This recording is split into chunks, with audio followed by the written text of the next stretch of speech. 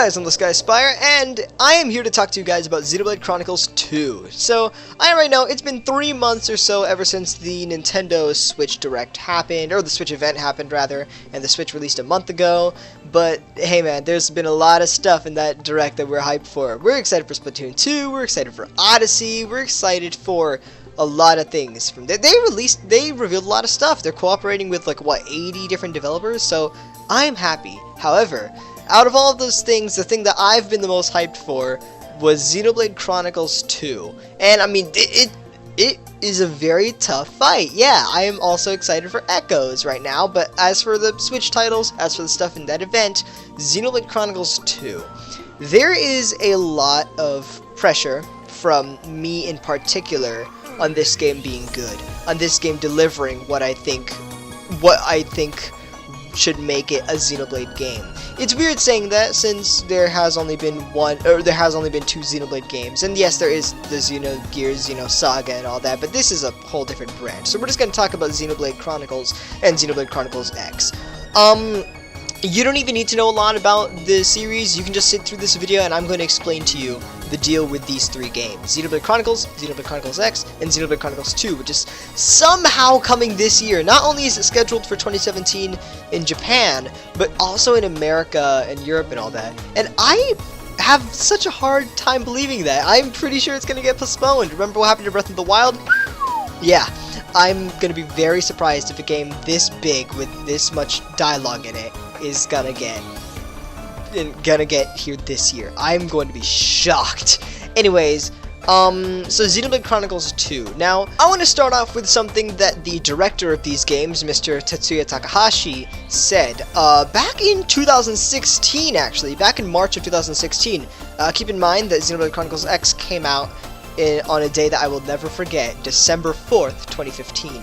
So not long after that, he said he doesn't want the next Xenoblade Chronicles game, and by the way, keep in mind, this was a year before the reveal of Xenoblade Chronicles 2, which is like the most unexpected thing ever. He said that he doesn't want the next game to be confined to a specific genre. For all we know, it could be in the time of feudal Japan, or it can be a western. The games are wacky enough already, it could be great to see them really stretch the possibilities. One thing is for sure though, the story is due to get some improvements. In its transition to an open world game, the development team for Xenoblade Chronicles X seemed to have prioritized its gameplay elements over storytelling. As a result, the plot for X wasn't quite as riveting as many would expect. That's not to say it was bad, but it felt like a downgrade from the tale of Xenoblade Chronicles, and Takahashi agrees. Really, it wasn't bad? Yeah, man, what a beautiful sight. Wouldn't you say so, characters that I have no idea what you're called? X was ridiculous.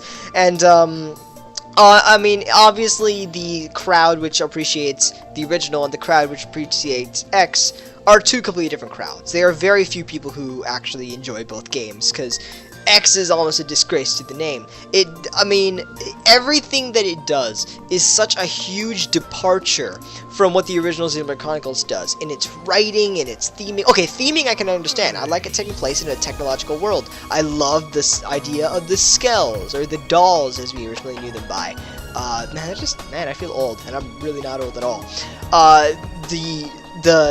The techie feel, the sci-fi feel, that's what they're going for, less of a fantasy world, Yet, they also show, and the exploration is better, the gameplay is better. But here's the thing, you can't make the sequel of one of the greatest stories of all time a game with no story, a game with boring characters, a game with really repetitive gameplay when it comes to the post-game. The post-game is like the only time where it gets good, and like even in the story, it's like some chapters just take 20 minutes to beat. So, there are so many things done badly in Xenoblade Chronicles X, and here's the thing. When we saw Xenoblade Chronicles 2, as you might have seen our big reaction video, we freaked out, because not only is it a direct sequel to the original game, but it seems like it's also going to be in the same style as the original game, with characters not looking realistic like in X and in the original Xenoblade Chronicles, but they have more of a chibi art style. They look very glamorous, they look pretty. It's very anime, it's very chibi, and I love that. with the very odd fashion sense by the main character. I don't know. But one thing is for sure, which is that 2 is going to fix the plot direction of Xenoblade Chronicles, or Xenoblade Chronicles X. That is honestly the #1 complaint that X gets. And just seeing that Mr. Takahashi knows what the problems are and he's going to fix it, that's good. Now, while we only have one amazing trailer to talk about, and 1 piece of music, and 3 characters, we're going to work with this, okay? We're going to work with this, and I said I'm going to talk about this game. All we know about this game, and I'm going to read off another thing, the premise. We only have 2 sentences right here, which I'm going to read out. The game will play as an open-world JRPG, the first for the Nintendo Switch. While being a sequel to Xenoblade Chronicles, the game will star a new character who is searching the world for Elysium.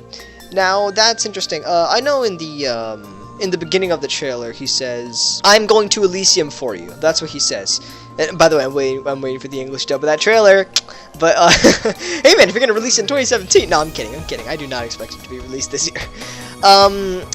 So they're looking for Elysium. I looked up Elysium on Google, and one of the first things that appeared is Elysium Xenoblade. The actual meaning for Elysium is a conception of the afterlife that developed over time and was maintained by some Greek religious and philosophical sects and cults. It is the abode of the blessed after death in classical mythology. After death. Now, here's the thing. The main gimmick of Xenoblade Chronicles was the visions. The fact that Shulk could have a glimpse into the future, one that he might not fully understand. Okay, let's look at this from a storytelling perspective first. Shulk would see a glimpse of the future. He would get a vision of something he doesn't quite understand, and he would he would try his best to try to either work towards or prevent the outcome that he sees. And in battle, he sees an outcome, and he uses Monado shield speed or just heals his allies. He does whatever he can to prevent that future. Now, obviously enough, that was the fact that they removed the biggest combat gimmick when they went into Xenoblade Chronicles X. Yes, it is a spin-off in like every possible way, but just the fact that we see this new character in Xenoblade Chronicles 2. I'm gonna refer to them as like Chronicles X and 2. I'm just gonna do that because I just realized how much the tongue twistering I'm doing. The fact that we see this guy in 2 with what I like to call the new Monado, that already tells us that they're bringing that back. In fact, there's no reason for them to not bring it back. It doesn't look anything like the Monado that we're familiar with. In fact, it seems to have like a jewel in the center or something. But just the coloration of it, the fact that they mimic the really iconic scene of looking out and seeing the Mechanis, that's interesting. There's a couple of other very, I guess, iconic, even though it hasn't even come out yet, a couple of iconic images in this game. We have the white whale floating across. We have this big tree that's shooting through the clouds. And apparently this game likes its trees and dramatic shots. Now, one thing that I've seen people really not talk about at all is what the world will be. And that's a big thing, since that was the original premise for Xenoblade Chronicles. Mr. Takahashi originally thought, what if I could make a game where basically the world took place on top of a god, on top of a titan. And that's where the Bionis and Mechanis came into being. But that also seems to be the case for Xenoblade Chronicles 2. Some sort of... Okay, if you look at the very first shot of the trailer, you can see the entire left wall moving and pulsating.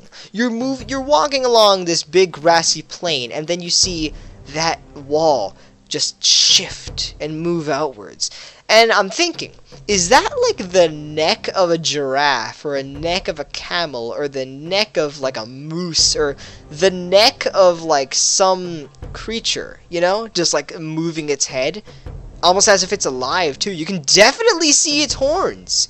You can definitely see its horns and like all of its appendages at the front. It looks like that's going to be the new place where this world is going to be. Now this begs another question. If we're going to, obviously, if you're in this video, you probably don't care about being spoiled by Chronicles, so I'm just gonna say this right now. At the end of Xenoblade Chronicles, Shulk wished for a world with no gods, and just like that, there is no more Bionis, and the new world that Shulk creates is a normal world without any gods to rule over them. So the Homs are free to rule as they please. Now, here's the thing about this world. This world seems to have a god either way. It seems to have this big moving creature on the left. Does that mean this is a sequel? I don't know. Let me tell you what my brain process was for this. Is this a sequel? No, because Shulk did that thing. What if this takes place in an alternate timeline, in the future or something? Wait a second, the original Chronicles was all about time and looking into the future. What if we implement something like time travel? Or what if we implement something like time paradoxes? There's a lot of time-based gimmicks that you can introduce, and Xenoblade Chronicles, it used visions more as a great way of foreshadowing. They used visions as a really amazing method of storytelling, and that's why Chronicles has one of the greatest stories. But now that they've established that, I'm completely happy if for 2 they make it a lot more complicated. Not Zero Escape complicated, because Zero Escape is insane with time travel and gimmicks and paradoxes. Zero Escape is over the top, complicated and confusing. But if they can implement some simple time travel or paradoxes or something like that in this mythical world, that's what I was thinking when I saw this seemingly godlike being. I was like, wait, what's going on here? So it's interesting. That could also, maybe it's just an art style change, but maybe it could also explain the completely different kind of art style. The world itself does seem to be something that you would see in Chronicles. You have a what looks like an airship. You have what looks like the central factory. You have something that looks like the Nopon village. You have the same kind of themes that were in Chronicles. So just further showing what 2 could be like. God bless the people on YouTube who ripped the music from the trailer, but there is one part of the trailer that I find very interesting. If you listen to the last notes of the trailer, where the main character is just looking out through the clouds, you can hear a collection of notes. I'm going to play that right here.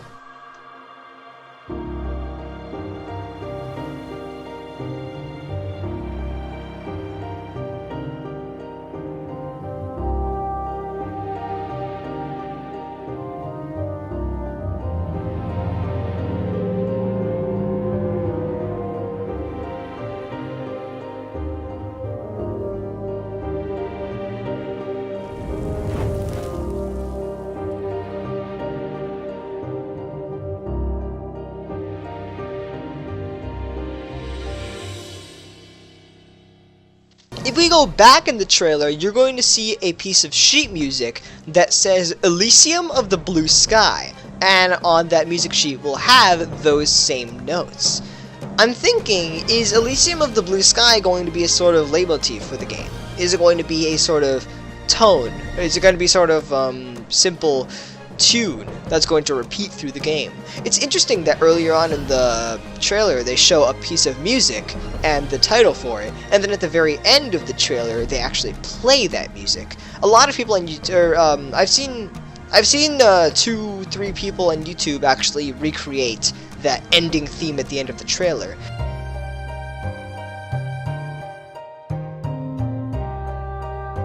And I think that's really cool, the fact that we have a score of a song, and they're paying special attention to the song. They didn't directly point it out, but they have pinpointed this song. And I like the idea of that, the idea of having a song that's central to the game. A lot of series do this. There's the main theme of Mario and Zelda. I'll bring up Zero Escape again, Morphogenetic Sorrow. How will the world compare to Xenoblade Chronicles X? So, is the world going to be one big fully rendered mass as soon as you enter?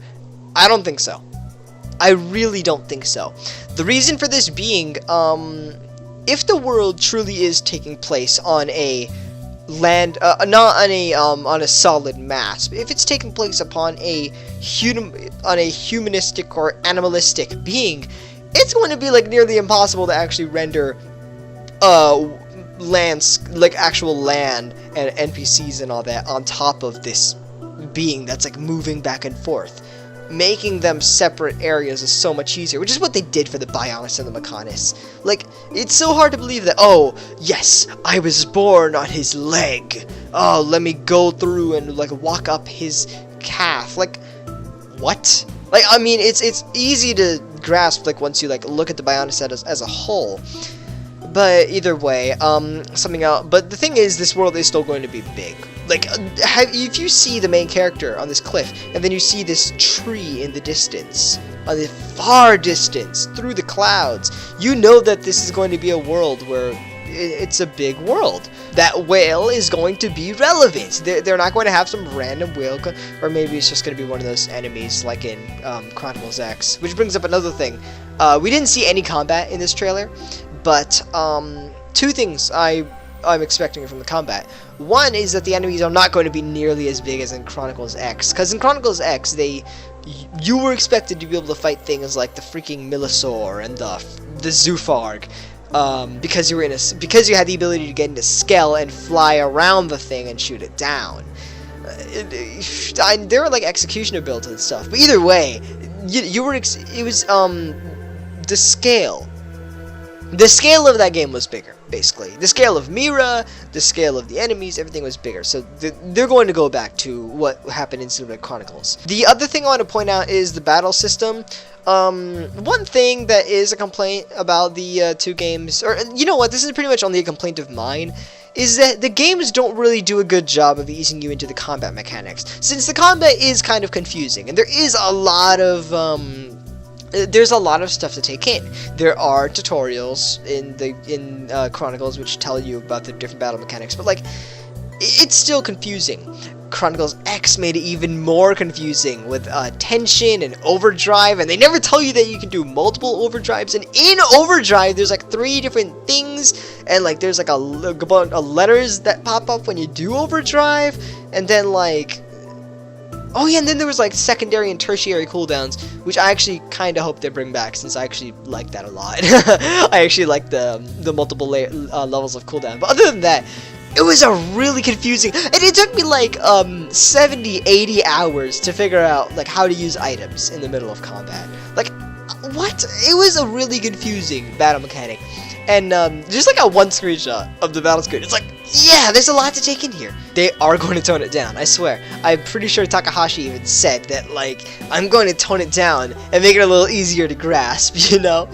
The thing is, going back to what he said about Chronicles X and how it took a bigger focus on a big, expansive, explorable world and less on storytelling, here's the thing. There are no games out there which seem to make that balance. There's no games out there which have both a gigantic, expansive, explorative world which you can spend hundreds and hundreds of hours in, and at the same time a really intense and gripping story. That's the important word there. A story that keeps your attention. Oh, we have a mole. There, he's the mole! No way! He's the mole! Of course he's a freaking mole. So, only game I can think of that does that is Xenoblade Chronicles. That right there is a major reason why that is my favorite game of all time. That right there alone. Because it is the only game that can have a really good story. A story that's intense, and that one that you actually care about. And at the same time, a world that is freaking huge. Freaking Breath of the Wild, which a lot of people consider to be like the greatest game ever. Freaking Breath of the Wild didn't get that right. Like, its story is really lackluster. Oh, you shouldn't complain about the story. It wasn't built for story. Sure, but this is a Xenoblade game. And even that was a Zelda game. Those games have decent story. Okay, I'm sorry. That's another rant for another time. I got a little off track for a little too long. But, point of the story is, I enjoy how they're going back to what was a seemingly perfect formula. A formula where you didn't have to, get involved in a story that was uninteresting.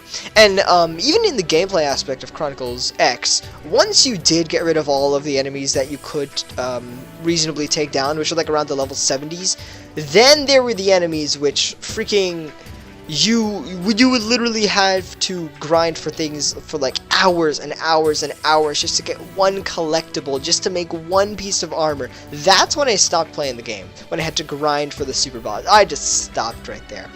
So the thing is, the fact that they're going back to a seemingly perfect formula, that alone is reason to be excited for this game. And I hope I made a decent job in explaining why. In fact, for Chronicles X, I'm pretty sure they marketed their exploration more than their story. Now keep in mind, Chronicles 2 is coming out on the Switch. That is amazing. Breath of the Wild was possibly the perfect launch title for the Switch, since, I mean, even though it is its only real game, it is the perfect launch title. It perfectly shows how being able to take a game on the go and play it wherever you want. Considering that you can play that game for hours, it is amazing how your brain gets to take advantage of, okay, here's this expansive world I'm never going to get finished with. Oh, I got to go out to freaking downtown. Okay, let me just bring this with me and keep on playing it. This game which you're going to spend hundreds of hours on. That is amazing. Chronicles 2 is in that same vein, and Nintendo knows this. Nintendo knows that big open world games are perfect for the Switch. That's why they're letting in Breath of the Wild, Chronicles 2, Odyssey, which is an open world sandbox game in a sense. They're porting Skyrim. There's one more which I forgot. But what I'm trying to get at is this basically perfect release. This really unexpected reveal there's a lot of reasons to be excited for it. The bigger thing is that Chronicles X did do a good job in hyping itself up. Before the game came out, there were a lot of videos over it. There were a lot of videos which were like tutorials about, like, in 54 days, planet Earth will be destroyed. In 4 days, planet Earth will be destroyed. Here are all of the guidelines you will need to survive on planet Mira. It did a very good job of hyping up the game. They just need to do that same thing with Chronicles 2. They need to sneak in more music of the game, since Chronicles' soundtrack was amazing. And as for Chronicles X's, I'm going to link a video. I'm going to link in a video to my friend Innocent Christoph Gavin. Yeah, I think that should explain what I think of the soundtrack of Chronicles X. But I feel like throughout this whole thing, I'm trying to convey one message to you guys, and this message I'm trying to convey because I've heard no one, on my side, I've heard no one say this. The fact that they're making Chronicles 2, they're making it for the Switch, they're connecting it to the original Chronicles game, it's going to have the original formula, the original gameplay, the original feel of the game, the theming. That just makes a recipe for perfection. And in this one trailer, where obviously in one trailer their job is to hype you up and not show the details of the game that could make it bad. In this one reveal trailer, they've already single-handedly showed that it probably won't make the same mistakes as Chronicles X. I have faith that it will be a big world. I have faith that it will have an interesting story. That alone is enough to make me happy. You guys might be able to see this fly that's buzzing around, and it is annoying. You know, I'm just going to deal with that fly. I'm going to see you guys next time, because that fly is really annoying me. Okay, boy, bring that ass here, boy!